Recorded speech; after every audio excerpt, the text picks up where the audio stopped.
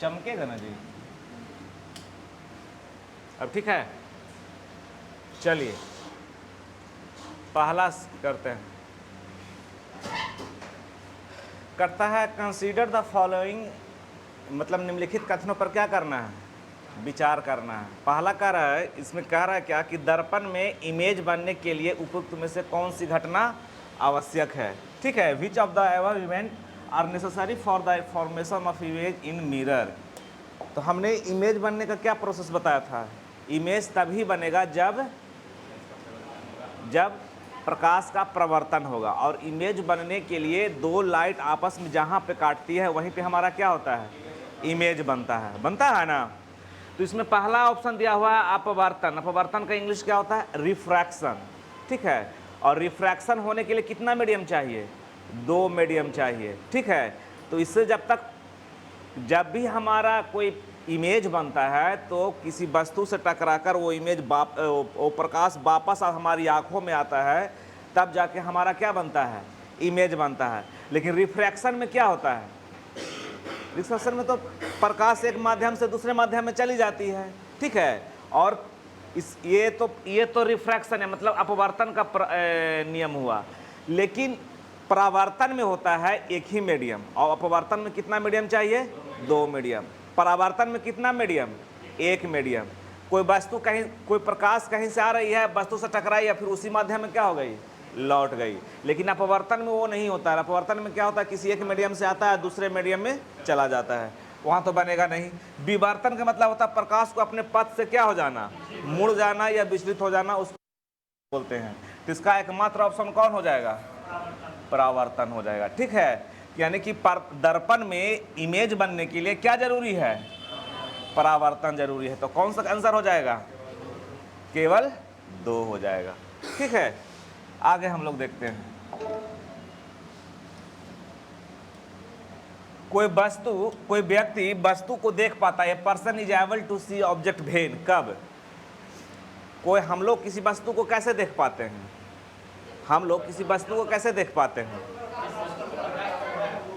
हाँ हमने बताया, इसके पहले ही बताया कि कोई लाइट सोर्स कहीं से आ रही है, किसी वस्तु पे पकड़ाई, इस वस्तु से टकराकर वो लाइट हमारी आंखों तक वापस आएगी, तभी हम किसी वस्तु को क्या कर पाएंगे, देख पाएंगे। ठीक है, तो इसका आंसर कौन सा हो जाएगा, पहला कह रहा वस्तु पर प्रकाश पड़े, सिर्फ प्रकाश पड़ने से नहीं होगा, उससे दर्पण से टकराकर वो लाइट को हमारे आंखों तक क्या होना होगा, पहुंचना होगा। जब व्यक्ति की आंखों पर प्रकाश पड़े, जब प्रकाश वस्तु पर पड़े और हमारी आंखों की तरफ क्या हो, आए, इसका आंसर कौन हो जाएगा, सी हो जाएगा। ठीक है, ये सब तो सिंपल क्वेश्चन था। कह रहा है which are the statements related to electric conductor and insulator, मतलब विद्युत चालक और विद्युत रोधक। देखिएगा क्वेश्चन से समझ में आ रहा है, रोधक मतलब क्या होता है, रुकावट। ठीक है, रोकना, और चालक मतलब क्या होता है, चलने देना, यही ना हुआ। ठीक है, तो कह रहा है कि जो पदार्थ विद्युत धारा का प्रवाह होने देते हैं वे विद्युत चालक कहलाते हैं, तथा जो पदार्थ विद्युत धारा का प्रवाह मंद कर देते हैं उसे क्या कहते हैं, विद्युत रोधक कहते हैं। दूसरा स्टेटमेंट हमें कह रहा है, दूसरा ऑप्शन कह रहा है कि जिस पदार्थ में विद्युत धारा का प्रवाह होता है तो उसे विद्युत चालक, तथा जिस पदार्थ में विद्युत धारा प्रवाह नहीं होता उसे हम लोग क्या कहते हैं, विद्युत रोधक कहते हैं। तो हमारा स्टेटमेंट यही सही है। कैसे ही वाला भी सही है, कैसे सही नहीं है,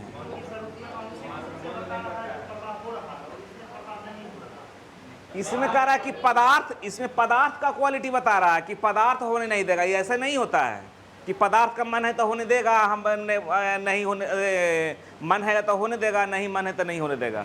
जिस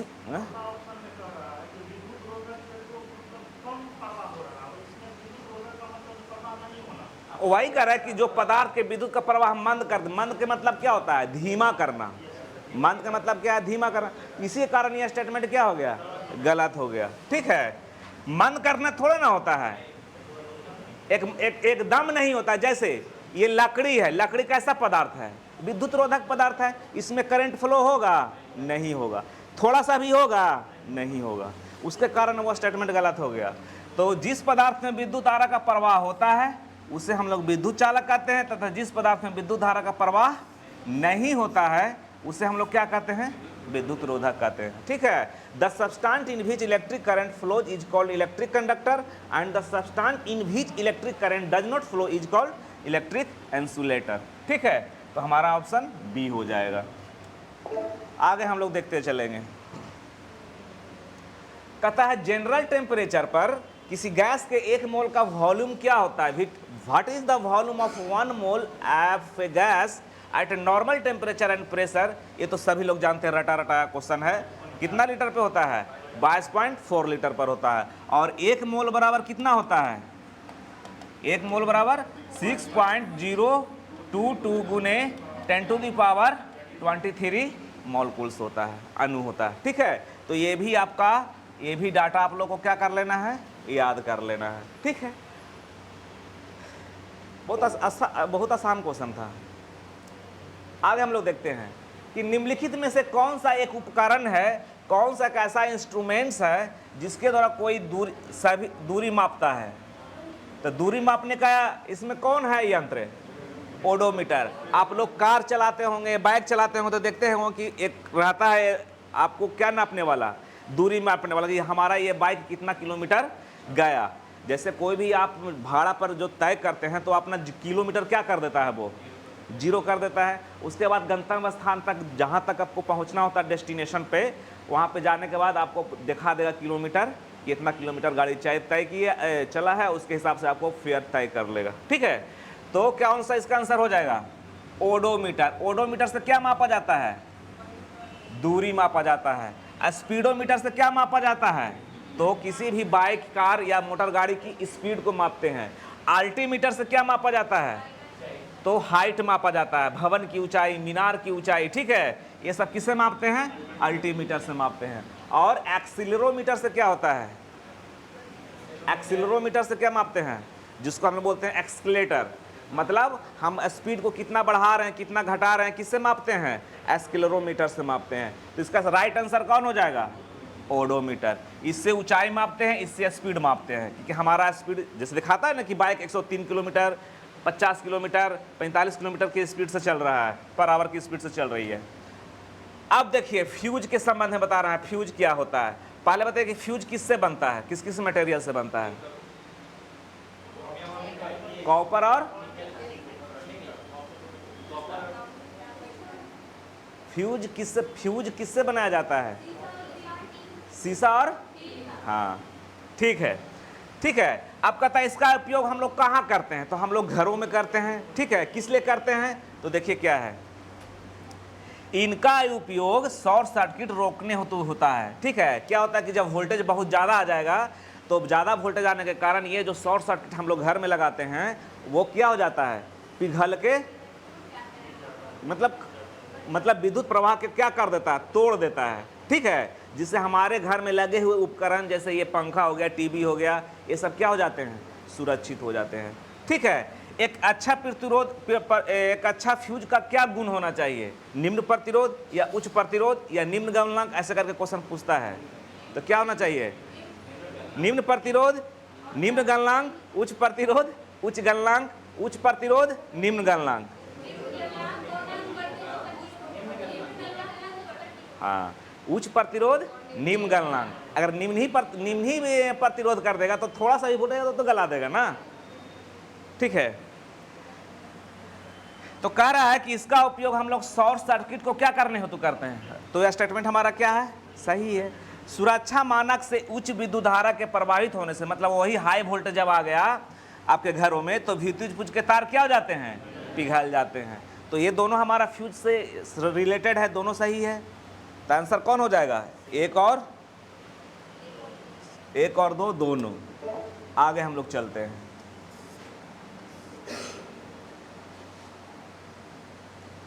कह रहा है कि इलेक्ट्रॉन का क्या गुण नहीं है, इसमें बताना है। ठीक है, क्या गुण नहीं है? केमिस्ट्री में आप लोग पढ़े हैं हम लोग से, तो उसमें आप ध्यान दिए होंगे, जब कैथोड किरण बताए होंगे तो उसमें दिखाया गया है।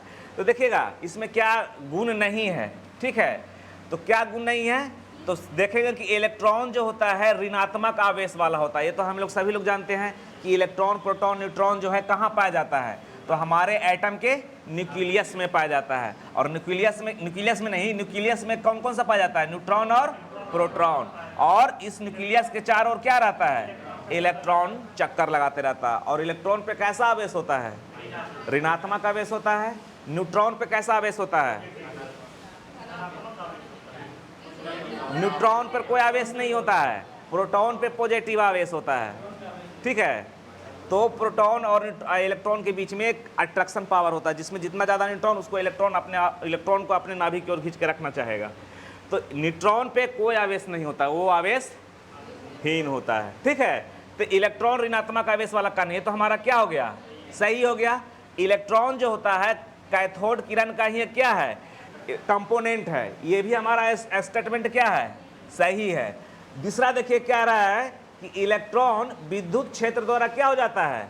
विक्षेपित होता है। यही हमारा स्टेटमेंट गलत है। इलेक्ट्रॉन जो विक्षेपित होता है वो मैग्नेटिक फील्ड के द्वारा होता है। जब हम लोग मैग्नेट पढ़ेंगे तो इसमें देख लेंगे। ठीक है, नहीं विद्युत क्षेत्र होगा कैसे? विद्युत क्षेत्र तो और इलेक्ट्रॉन करंट तो जैसे किसी भी सब्सटेंस में जो इलेक्ट्रॉन विद्युत धारा या विद्युत करंट फ्लो होता है, किसके कारण होता है? बस, तो उसमें जब विक्षेपित हो जाएगा तो उसमें इलेक्ट्रॉन विद्युत धारा प्रवाह होगा, करता है, लेकिन कर रहा है विक्षेपित हो जाता है। विक्षेपित होने का मतलब हट जाना, तो नहीं ना हो पाएगा, इसलिए वो स्टेटमेंट गलत है। इलेक्ट्रॉन जो है चुंबकीय मैग्नेटिक फील्ड के द्वारा क्या हो जाती है? विक्षेपित हो जाती है। मतलब the electron is deflected by the magnetic field. ये हमारा स्टेटमेंट सही है। तो इसमें आंसर कौन हो जाएगा? गुण नहीं है, स्टेटमेंट गलत बता रहा है, तो सी आंसर हो जाएगा इसका। आगे देखेंगे, ये तो बहुत अच्छा क्वेश्चन है। किस वैज्ञानिक ने रेडियो एक्टिव तत्व रेडियम की खोज किया था? तो सभी लोग जानते हैं किसने खोज किया था? मैडम क्यूरी ने। न्यूटन ने किसका खोज किया था?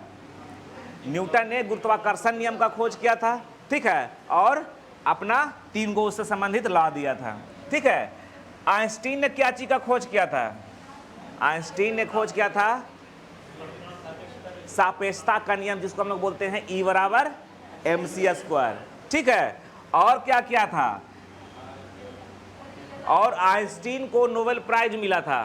ठीक है, किसके खोज के लिए? ठीक है, फोटो इलेक्ट्रिक इफेक्ट की खोज के लिए। बेंजामिन फ्रैंकलिन ने किसका खोज किया था? तड़ित चालक। ठीक है, जो हम लोग घरों पे लगाते हैं ना, तो जो बरसात के समय में जो कहते हैं कि ठनका गिर गया है, तो ठनका एक्चुअली होता नहीं है, वो क्या होता है? अमाउंट, मतलब बहुत सारे अमाउंट ऑफ लाइट का ही, करंट का ही क्या होता है? एक भाग होता है, उसको आप शोषित करके जमीन में क्या कर देता है? न्यूट्रल कर देता है। तो बेंजामिन फ्रैंकलिन ने तड़ित चालक की खोज किया था। तड़ित चालक की खोज किया था बेंजामिन फ्रैंकलिन ने। ओके, अब हम लोग देखते हैं, कहता है कि निम्नलिखित में से कौन सा कथन भौतिक परिवर्तन के लिए सत्य है? एक होता है भौतिक परिवर्तन, एक होता है रासायनिक परिवर्तन। भौतिक परिवर्तन उसको कहते हैं कि जिसके प्रोसेस को हम रिवर्सिबल कर सकते हैं, नहीं समझे, पुनः उसको हम प्राप्त कर सकते हैं। और रासायनिक परिवर्तन में एक बार परिवर्तन होने के बाद पुनः उसको रिवर्स नहीं कर सकते हैं। जैसे हम पानी से बर्फ बनाते हैं, तो बर्फ से पुनः क्या बना सकते हैं? पानी। तो इसको रिवर्स कर सकते हैं ना। तो जो भी हम परिवर्तन को रिवर्स कर दिए उसको हम लोग बोलते हैं फिजिकल चेंजेज, और जिसको हम लोग रिवर्स नहीं कर पाए उसको हम लोग बोलते हैं केमिकल चेंजेज। तो देखिए क्या होता है, भौतिक परिवर्तन अस्थायी होता है। ठीक तो है, पानी से क्या बना दिए? बर्फ है, अब बर्फ से पुनः क्या बना दिए? पानी। तो अस्थायी परिवर्तन ना हुआ। वही अगर हम दूध से दही बना देते हैं, तो दही से फिर दूध बनेंगे, वो तो परमानेंट चेंज हो गया, परमानेंट चेंज हो गया। भौतिक परिवर्तन में जो चेंज होता है वो टेम्पोररी चेंज होता है। ठीक है, तथा क्या कर सकते हैं? उत्क्रमित कर सकते हैं। उत्क्रमित करते हैं मतलब क्या इसको कर सकते हैं? रिवर्स कर सकते हैं। तो यही पहला ही स्टेटमेंट हमको पढ़ने में क्या लग रहा है? सही है। तो एक ही वो इसमें कूट वाला नहीं ना है, तो ज़्यादा पढ़ने की जरूरत भी नहीं है। सी,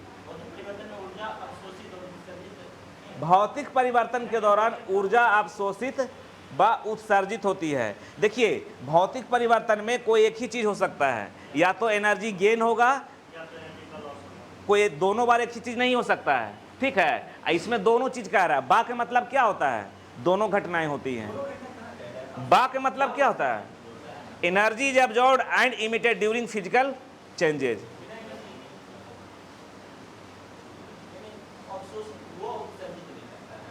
बा मतलब दोनों के बारे में कह रहा है, दोनों में हमेशा में कोई एक ही घटना होगा। एंड का मतलब होता है कि कोई एक घटना, जैसे मान ले कि क्या कहने का मतलब हो गया कि ऐसे खुद सोचिए, ऐसे खुद सोचिए, हाँ उसे स्टेटमेंट के कारण गलत हो गया, ठीक है। जैसे खुद ही सोचिए ना भाई कि अगर हम पानी से बर्फ बनाते तो उसमें एनर्जी क्या होगा, निकलेगा, क्योंकि हम उसमें एनर्जी को कम करेंगे तब ना वो आइस में पिघलेगा, चेंज होगा। और जब बर्फ से हम क्या बनाएंगे, पानी बनाएंगे, तो उसमें एनर्जी हम क्या करेंगे, ऐड करेंगे, तो वही कारण हो, तो कोई एक ही चीज हो सकता है।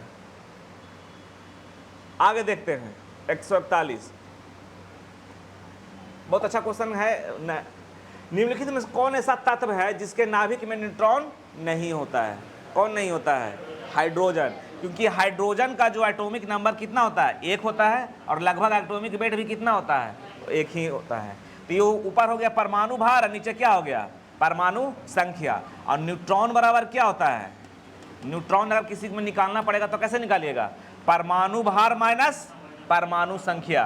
क्या होता है, ऊपर में से नीचे वाला घटा दिए तो 1 - 1 क्या हो गया, 0 हो गया, ठीक है।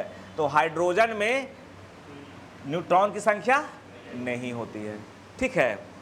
देखिए सब क्वेश्चन पढ़ाए थे। ऊंचाई के जगहों पर जब पानी 100 डिग्री सेंटीग्रेड के नीचे के तापमान पर क्यों उबलने लगता है, पहाड़ पे जाते हैं या अत्यधिक ऊंचाई पे जाते हैं, तो पानी जो है, पानी तो हम लोग जानते हैं कि पानी का बॉइलिंग पॉइंट कितना होता है, 100 डिग्री सेंटीग्रेड, लेकिन हाइट पे जाते हैं तो वही 100 डिग्री सेंटीग्रेड के नीचे उबलने लगता है, मतलब 70 पे, 80 पे, 85 पे, 90 पे, ठीक है।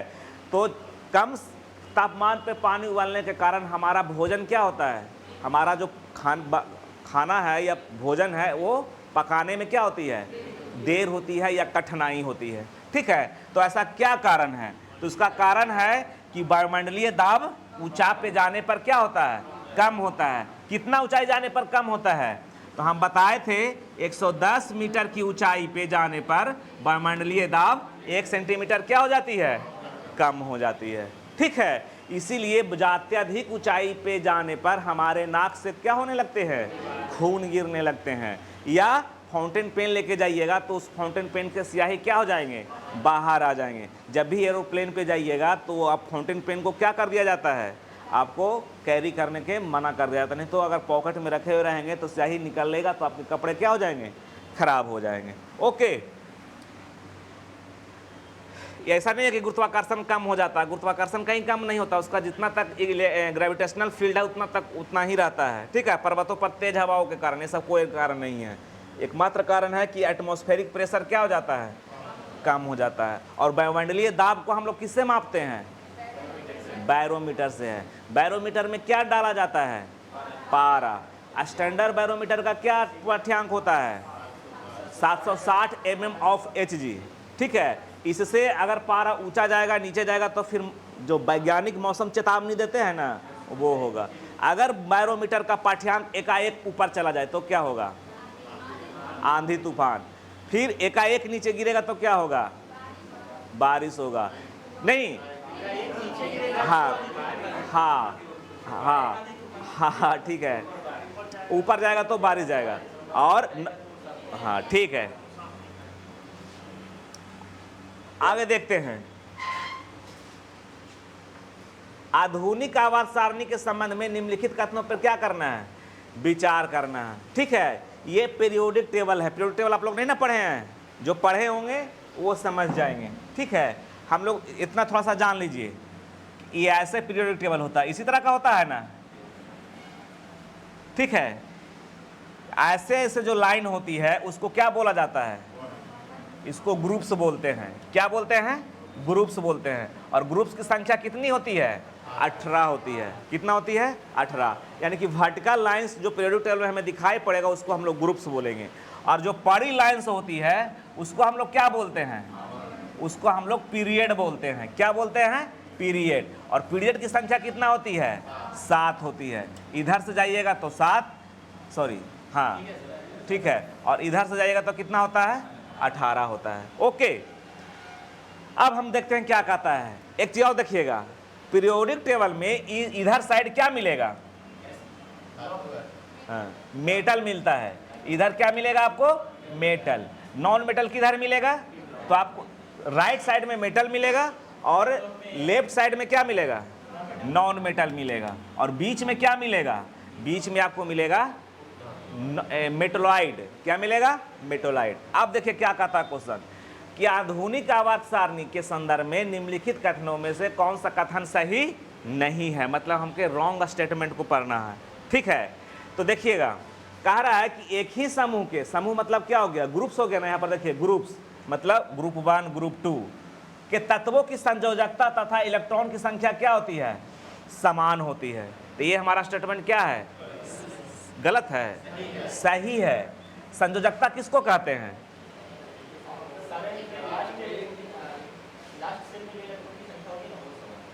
हाँ, जैसे देखिए पहला में कौन होता है? हेलिना का रब से क्या होता है? फरियाद होता है। तो लिथियम को ले लीजिए, सोडियम को ले लीजिए, हेलिना का, एक पोटेशियम को ले लीजिए। ठीक है, तो लिथियम का कितना होता है? 3 होता है। सोडियम को कितना होता है? 11 होता है। पोटेशियम का कितना होता है? 19 की 20, 19। हाँ, 19 होता है। इसको अगर हम निकालेंगे तो 2 1 हो जाएगा। इसको निकालेंगे तो 2 8 1 हो जाएगा। इसको निकालेंगे तो 2 8 8 1 हो जाएगा। तो देखिए लास्ट सेल में कितना इलेक्ट्रॉन हो गया? 1। तो इसी को हम लोग क्या बोलते हैं? वैलेंसी बोलते हैं। और इसी को हम लोग वैलेंस इलेक्ट्रॉन भी बोलते हैं। अगर वैलेंस इलेक्ट्रॉन 1 2 3 4 रहा तो हमारा वैलेंसी भी क्या हो जाएगा? वही हो जाएगा, सेम हो जाएगा। अगर वैलेंस इलेक्ट्रॉन 5 6 7 8 रहे तो वैलेंसी निकालने के लिए, संयोजकता निकालने के लिए 8 में से घटाकर निकालते हैं। ठीक है, ये सब बात पढ़ाया हुआ आप लोग का है। तो संयोजकता क्या हो जाती है और इलेक्ट्रॉन की संख्या क्या होती है? समान होती है। प्रत्येक आवर्त, आवर्त का मतलब क्या होता है हिंदी में? पीरियड। ऐसे वाला, तो ऐसे वाला में चलते हैं। दर्शाता है कि एक नया कोष इलेक्ट्रॉनों से क्या किया गया है। जैसे जैसे इधर जाएंगे तो हमारा इलेक्ट्रॉन की कोष की संख्या क्या होती जाएगी? नहीं समझे? पहला में 1 रहकर रहेगा, दूसरा में ऐसे हो जाएगा, फिर तीसरा जाएगा तो ऐसे हो जाएगा, फिर चौथा जाएगा तो ऐसे हो जाएगा। मतलब एक कोष की संख्या क्या होते जाएगी? बढ़ते जाएगी। ठीक है, तीसरा में कह रहा है कि आवर्त सारणी में बाएं से दाएं जाने पर, ये सब सारा चीज आपको फंक्शन बताया हुआ है जो पुराने स्टूडेंट हो, कि लेफ्ट से अगर हम राइट में जाते हैं, लेफ्ट से राइट में जाते हैं तो परमाणु त्रिज्या क्या होती है? घटती है। जबकि समूह में ऊपर से नीचे आने पर परमाणु का आकार क्या होता है? बढ़ता है। तो ये सही स्टेटमेंट है। ठीक है, और अगला देखिए, यहाँ यहीं पे गलत हो जाता है कि आध्यात्मिक अभिलक्षण आवर्त में क्या होता है? बढ़ता। आवर्त का मतलब क्या होता है? पीरियड। पीरियड के मतलब क्या हो गया? कैसे चलना पड़ेगा? लेफ्ट टू राइट चलेंगे तो बढ़ता थोड़े ना है, क्योंकि इधर तो मेटल ना है और इधर क्या है? तो इधर से जैसे जैसे पढ़ेंगे तो हमारा मेटल का गुण क्या होता जाएगा?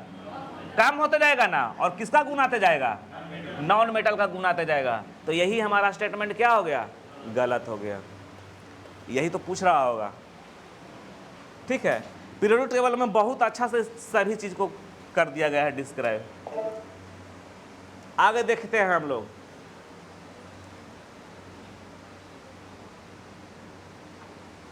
यहां पर कह रहा है कि alkali metal is a strong reducing agent, the reason for this. कहता है कि क्षारीय धातु प्रबल अपचायक है, इसका कारण क्या है? तो देख रहा है आयनन ऊर्जा, एक निम्न आयनन ऊर्जा, एक होता है उच्च आयनन ऊर्जा, या जलायोजन की एनेथैल्पी का उच्च होना या निम्न विभव मान होना। तो सबसे पहले पढ़े कि आयनन ऊर्जा कहते किसको हैं। सब पूरा पीरियोडिक टेबल से उठाया हुआ क्वेश्चन है। ठीक है, तो अपने आप लोग को तो क्लास में हुआ नहीं है। देखिए आयनन ऊर्जा इसको कहते हैं कि किसी भी एटम में कितना एनर्जी देंगे कि उसमें से इलेक्ट्रॉन क्या हो जाए? बाहर हो जाए। ठीक है, कितना एनर्जी हम उसमें डालें कि इलेक्ट्रॉन क्या हो जाए? बाहर हो जाए। इसी को हम लोग क्या बोलते हैं? आयनन ऊर्जा बोलते हैं। ठीक है, तो कह रहा है कि क्षारीय धातु का प्रबल अपचायक किसका कारण होता है? तो इसका होता है लो आयोनाइजेशन एनर्जी। किसका होता है? Low ionization energy. जिस परमाणु का, यहाँ ध्यान दीजिएगा, जिस परमाणु को जितना कम आयनन ऊर्जा होगा वो धातु उतना ही क्या होगा? क्षारीय धातु का क्या होगा? प्रबल अपचायक होगा, मतलब रिड्यूसिंग एजेंट होगा। और जितना जो ज्यादा स्ट्रांग होगा उतना क्या होगा? कम होगा। ठीक है, मतलब क्षारीय धातु का प्रबल अपचायक होने के लिए क्या होना चाहिए, निम्न आयनन ऊर्जा होना चाहिए, ताकि हल्का भी उसमें करंट, हम उसमें हल्का भी एनर्जी दें तो उससे इलेक्ट्रॉन क्या हो जाए, बाहर हो जाए। ठीक है, तो इसका आंसर हो जाएगा हाँ, नहीं नहीं विभव नहीं, पोटेंशियल क्या होता है, पोटेंशियल वैल्यू इसमें थोड़ा ना होगा, पोटेंशियल वैल्यू उससे कोई मतलब नहीं है क्षार। हाँ, तो इसमें और नहीं चलेगा, इसमें ये मेनली रूप से निम्न आयनन ऊर्जा चलेगा, लो आयरन जनरेशन एनर्जी, इसमें पोटेंशियल का कोई मतलब ही नहीं है। अब देखिए क्या कहता है, कभी कभी आप लोग को चींटी काटता है, मधुमक्खी काटता है, भंवरा काटता है ना, तो ये सब काटता तो हमें दर्द का क्यों अनुभव होता है, वही चीज के बारे में बोल रहा है कि the burning sensation caused by black beetle can be spotted by rubbing the affected area with soap. कह रहा है कि जिस एरिया में हमें मधुमक्खी या जिसको हम लोग क्या बोलते हैं, पीला पीला वाला जो रहता है काटने वाला, बिड़नी, हाँ वो काटेगा, मधुमक्खी काटेगा, चींटी काटता है, तो हमें क्या होता है, तेज दर्द का अनुभव होता है ना। तो कहता है कि जिस एरिया में काटता है, अगर उस एरिया में हम क्या लगा सकते हैं, साबुन को रगड़ते हैं, जिससे उसके प्रभाव को क्या कर सकते हैं, हम लोग कम कर सकते हैं। इसका क्या कारण है, क्या कारण है, क्योंकि ये सब के जो डंक में होता है ना, बिच्छू के डंक हो गया, मधुमक्खी का जो डंक हो गया, ये सब एसिडिक होता है। ठीक है, क्या होता है, क्योंकि उसके डंक में कौन सा एसिड पाया जाता है, चींटियों के डंक में कौन सा एसिड पाया जाता है, फॉर्मिक एसिड। जब फॉर्मिक एसिड आ गया तो उसका दंश कैसा होगा, अम्लीय होगा। और साबुन एक क्या है, क्षार है, और जहां पर एसिड और बेस मिलता है वो क्या हो जाता है, रिएक्शन न्यूट्रलाइज हो जाता है। ठीक है, जिससे आपको क्या मिलेगा, दर्द से राहत। तो जब भी ये सब चीज काटे तो वहां पे साबुन से क्या कर लेना चाहिए, धो लेना चाहिए। कौन से साबुन से, कपड़ा धोने वाला साबुन से। ठीक है, आगे देखते हैं, आंसर ए हो जाएगा, 144 का क्या हो जाएगा, ए हो जाएगा। अब देखिए कह रहा है पीएच स्केल के बारे में। पीएच स्केल जो होता है इसकी खोज किया था सोरेनसन नामक व्यक्ति ने। पीएच स्केल की खोज किसने किया था, सोरेनसन नामक व्यक्ति ने। और पीएच का फुल फॉर्म क्या होता है, पोटेंशियल ऑफ हाइड्रोजन या पावर ऑफ हाइड्रोजन। पीएच का फुल फॉर्म क्या होता है, पोटेंशियल ऑफ हाइड्रोजन या पावर ऑफ हाइड्रोजन। ठीक है, पीएच स्केल में जो होता है वो जो मान होता है कितना कितना होता है, 0 से लेकर 14 तक होता है। ठीक है, और बीच में कौन होता है, 7। 7 को हम लोग बोलते हैं न्यूट्रल। क्या बोलते हैं, न्यूट्रल। ठीक है, तो न्यूट्रल से जो जितना शून्य के करीब होते जाएगा वो उतना हाईली एसिडिक होगा, और जो जितना शून्य से ज्यादा दूर जाता जाएगा वो हाईली क्या हो जाएगा, अल्कली हो जाएगा। ठीक है, तो बताइए कि सबसे स्ट्रॉन्ग एसिड कौन होता है, या सबसे स्ट्रॉन्ग बेस कौन होता है, सबसे स्ट्रॉन्ग एसिड कौन सा होता है, तो वो होता है HCl। HCl जिसका पीएच वैल्यू लगभग 1 से लेकर 1.5 से लेकर 3 के बीच में होता है। HCl जो हमारे पेटों में पाया जाता है, आंतों स्टमक में। ठीक है, और सबसे स्ट्रॉन्गेस्ट बेस कौन होता है, स्ट्रॉन्गेस्ट बेस कौन होता है, तो वो होता है NaOH। कौन होता है, NaOH। इसका जो पीएच वैल्यू होता है लगभग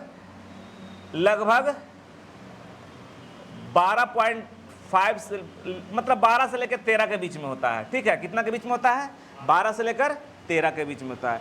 जो भी जिसका भी पीएच वैल्यू 10.5 से ज़्यादा होता है वो किसके में आता है, स्ट्रॉन्ग बेस में आता है। और जो 10.5 से कम जिसका पीएच वैल्यू होता है उसको किसको बोलते हैं हम लोग, वीक बेस में बोलते हैं। ठीक है, और जिसका पीएच वैल्यू क्या होता है, 7 होता है, उसको हम लोग क्या बोलते हैं, उसको हम लोग न्यूट्रल बोलते हैं, उदासीन बोलते हैं।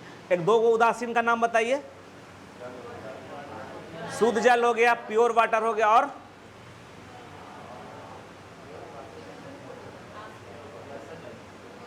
और बताइए, बस नहीं याद है, बोले ना, कोई भी पूछे। क्या, शुद्ध जल, कितना टाइम हो गया, नहीं ना हुआ अभी, शुद्ध जल। और किसका किसका होता है,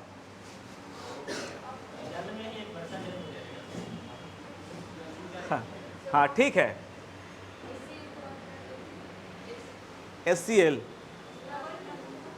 कितना होता है जो 1.5 से लेकर 3.0।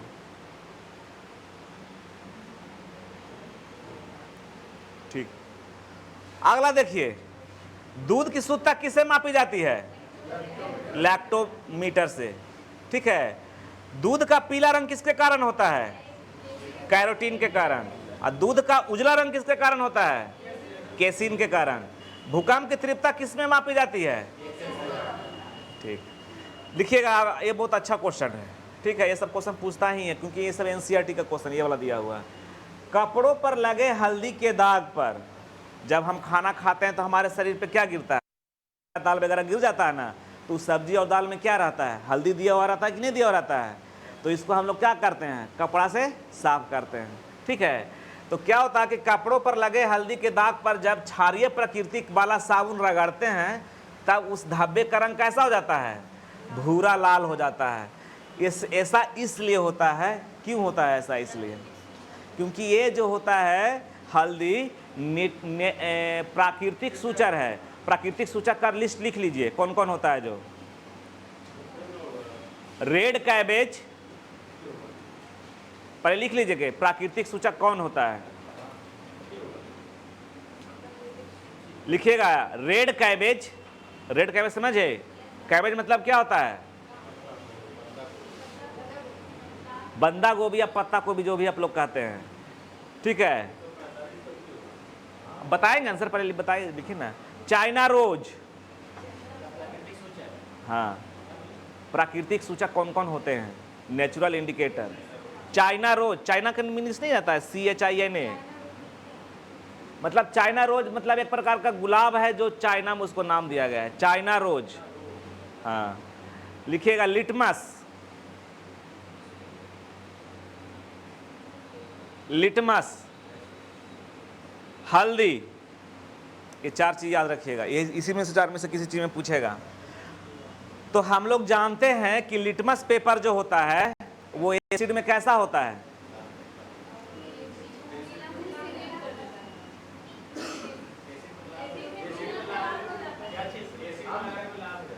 अम्ल में लिटमस पेपर का रंग कैसा हो जाता है? नीला से,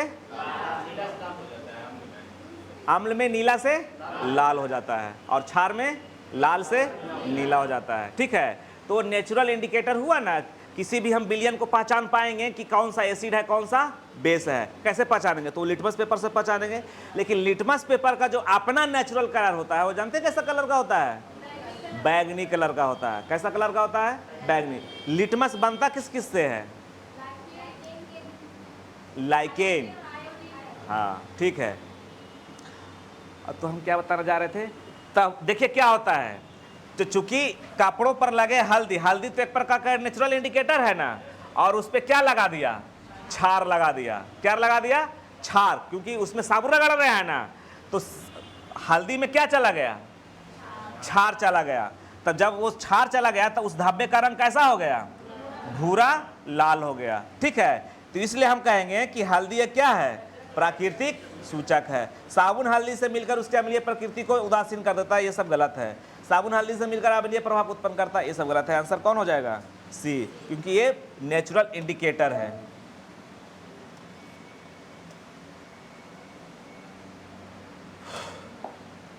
देखिए लिखा हुआ कि R.H. व्हिटकर ये क्या किए थे? सजीवों का वर्गीकरण किए थे, क्लासिफिकेशन ऑफ लिविंग्स को किए थे। सबसे पहले क्लासिफिकेशन ऑफ लिविंग्स किसने किया था? सबसे पहले जो सजीवों को दो भागों में बांटा था, प्लांट किंगडम और एनिमल किंगडम में। तो सजीवों को सबसे पहले जो दो भागों में बांटा था उसको बोलते हैं कार्लस लिनियस। ठीक है, क्या होता है? Carolus Linnaeus. इन्होंने सबसे पहले सजीवों को दो भागों में बांटा था, इसीलिए इसको हम लोग बोलते हैं फादर ऑफ टैक्सोनोमी, वर्गीकरण का पिता। किसको? कार्लस लिनियस को।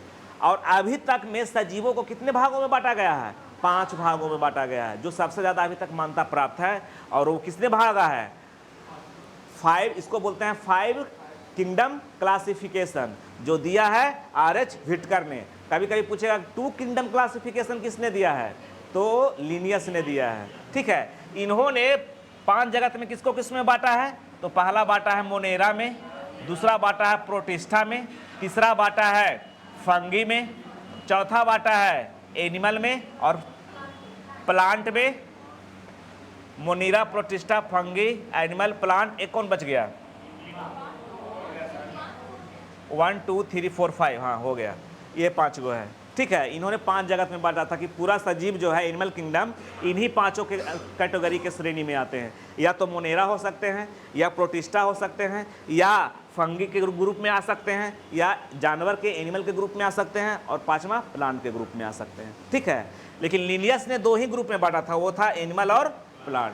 लेकिन सबसे पहले उन्होंने सजीवों को वर्गीकरण करने का प्रयास किया, इसलिए उनको फादर ऑफ टैक्सोनॉमी बोला जाता है। ओके, आगे चलते हैं। तो कह रहा है कि किस आधार पर, यही ना क्वेश्चन है, नहीं ये वाला है, आर.एच. विक्टर के द्वारा प्रयुक्त जीवधारियों को 5 जगत में वर्गीकरण के आधार पर इनमें से कौन कौन से हैं, मतलब उसको बांटने का क्या क्या, उसका जैसे 5 भागों में बांटा ना, तो 5 भागों में बांटा तो उसका क्या आधार था, उसका क्या बेस था, उसमें यही देना है कि इसमें कौन है।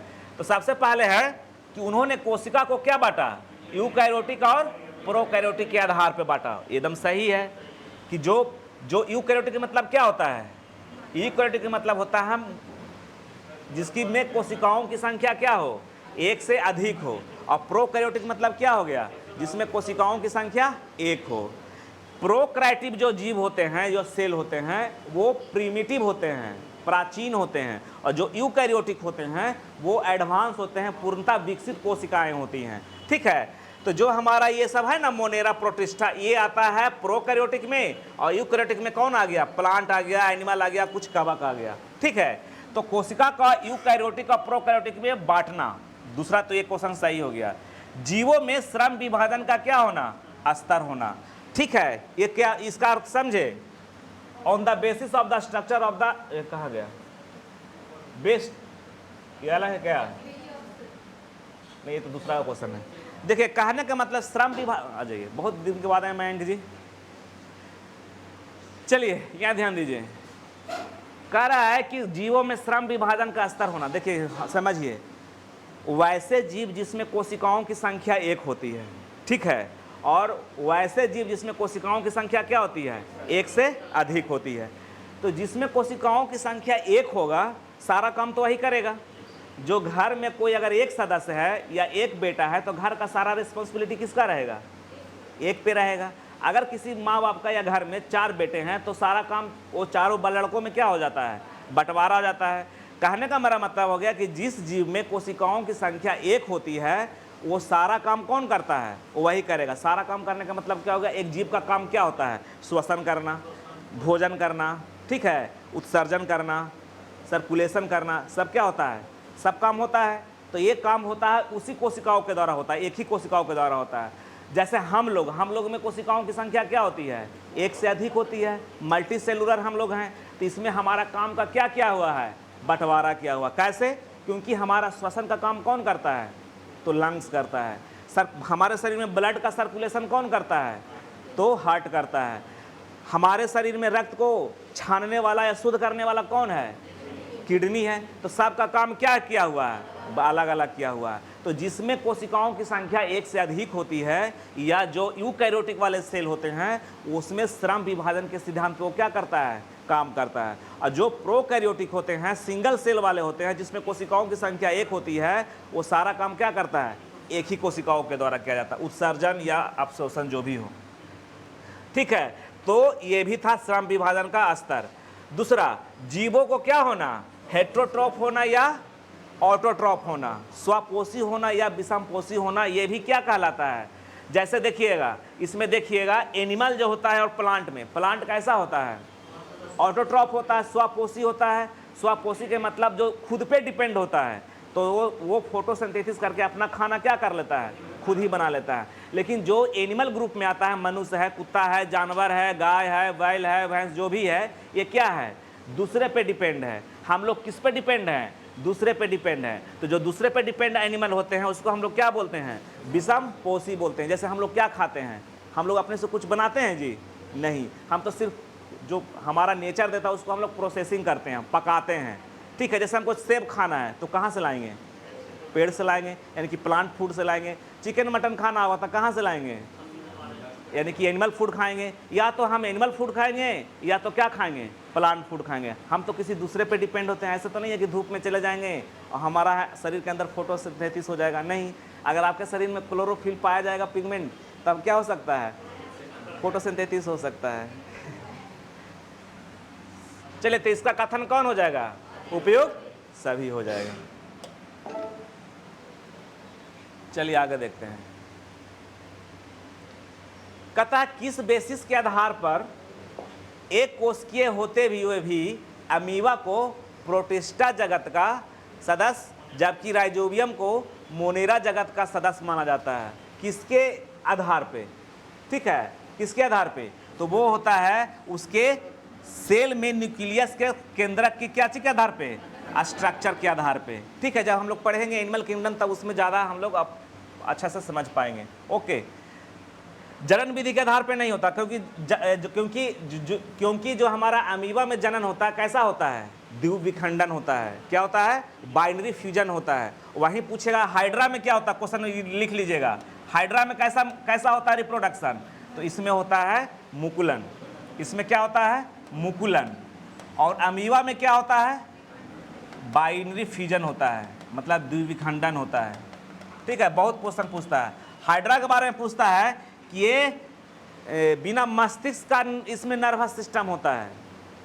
ठीक है, बिना मस्तिष्क का नर्वस सिस्टम किस में पाया जाता है, तो हाइड्रा में पाया जाता है। ये बहुत क्वेश्चन पूछता है ये सब। ठीक है, आगे हम लोग देखेंगे 149 देखेंगे।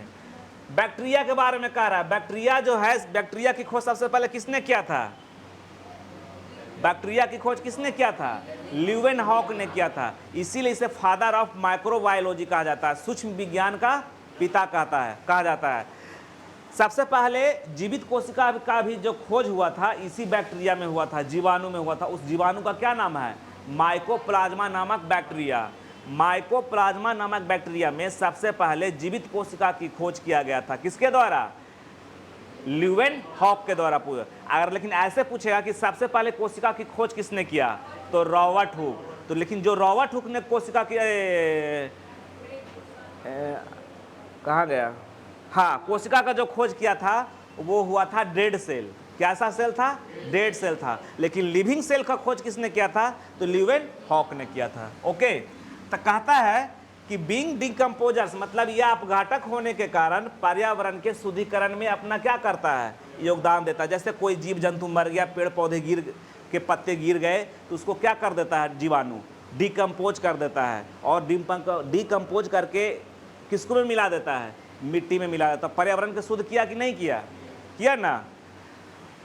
और पर्यावरण में पोषक तत्वों को भी चक्रण को क्या करता है, सुनिश्चित कर देता है। मतलब जो भी पेड़ पौधे को काट के आप रख दीजिए, या कोई जीव जंतु मर गया तो उस पर बैक्टीरिया लग के उसको आप गठन करके मिट्टी में क्या कर देते हैं, मिला देते हैं, जिससे मिट्टी की उर्वरकता क्या हो जाती है, बढ़ जाती है। तो एक तो मिट्टी की उर्वरकता बढ़ी और दूसरा हमारा पर्यावरण भी क्या हो गया, शुद्ध हो गया। अगर नहीं जलाएंगे तो उसको क्या करना पड़ेगा, अगर उसको बैक्टीरिया इसको डिकम्पोज नहीं करेगा तो क्या करना पड़ेगा, या तो उसको जलाइएगा ना, तो जलाने से क्या होगा, कार्बन डाइऑक्साइड होगा, तो हमारा पर्यावरण क्या होगा, और मिट्टी भी हमारा उर्वरकता नहीं बन पाएगा, क्योंकि ह्यूमस बनेगा ही नहीं।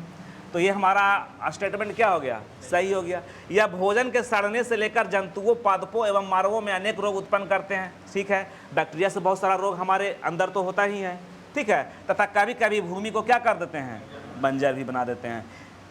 ठीक है, एक बैक्टीरिया जो होता है दलहनों के जड़ों में पाया जाता है, जिसको हम लोग बोलते हैं राइजोबियम नामक बैक्टीरिया। हाँ, तो कहने का मतलब है कि फायदा के पहुंचाने के साथ साथ क्या बनाता है, भूमि को बंजर भी बना देता है। भूमि को बंजर इसलिए बना देता है कि पेड़ देखिए, जिस तरह से मानव में बैक्टीरिया से रोग होता है उसी तरह पेड़ पौधों में भी क्या होता है, बैक्टीरिया से रोग उत्पन्न होते हैं। तो जब बैक्टीरिया से रोग उत्पन्न होंगे तो उस एरिया में मान लिया कि उसका आप प्रॉपर प्रिकॉशन नहीं कीजिएगा तो पेड़ पौधे क्या हो जाएंगे, नष्ट हो जाएंगे। हम लोग कुछ भी बैक्टीरिया से जो रोग होता है उसके लिए क्या करते हैं, मेडिसिन खाते हैं ना, दवाई खाते हैं ना, जिससे हमारा क्या हो जाता है, प्रिक्योर हो जाता है। लेकिन उधर नहीं करेंगे तो उसमें क्या होगा, पेड़ पौधे में भी क्या उत्पन्न हो सकते हैं, पेड़ पौधों में भी क्या उत्पन्न हो सकते हैं, रोग उत्पन्न हो सकते हैं। ठीक है, कहने का मेरा मतलब वही होगा, जब पेड़ पौधे अरे आप लोग इसका स्टेटमेंट कहने का मतलब हो गया कि पेड़ जो हमारा बैक्टीरिया है वो कहीं भी पास पाया जा सकता है, हवा में भी पाया जा सकता है, जल में भी पाया जा सकता है और मिट्टी में भी पाया जा सकता है, सॉइल में भी पाया जा सकता है। तो कुछ बैक्टीरिया हमारे लिए क्या होते हैं, लाभदायक होते हैं, और कुछ बैक्टीरिया क्या होते हैं, हानिकारक होते हैं। तो पेड़ पौधों के लिए भी कुछ बैक्टीरिया हानिकारक होते हैं, कुछ क्या होते हैं, लाभदायक होते हैं। ठीक है, तो जो हानिकारक होंगे वो भूमि को क्या कर देंगे, बंजर बना देंगे। तो इसका स्टेटमेंट दोनों आंसर सही हो जाएगा, एक और दो, दोनों। ठीक है,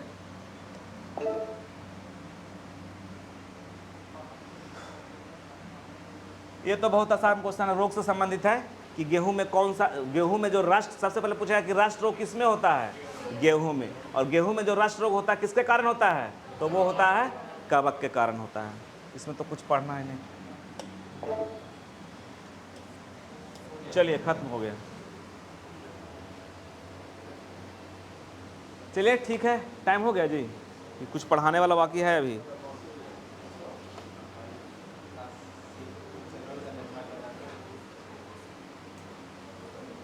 छोड़ दें, 11 तो हो ही गया।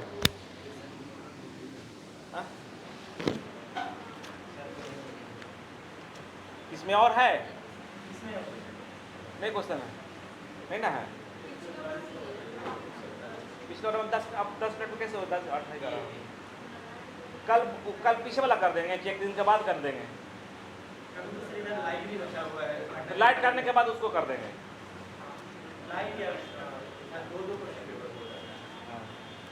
एक बचा हुआ है ना पीछे वाला, हाँ कल आप कैसे 10 मिनट में होगा, लाइट को कल हम लोग कर लेंगे आधा घंटा।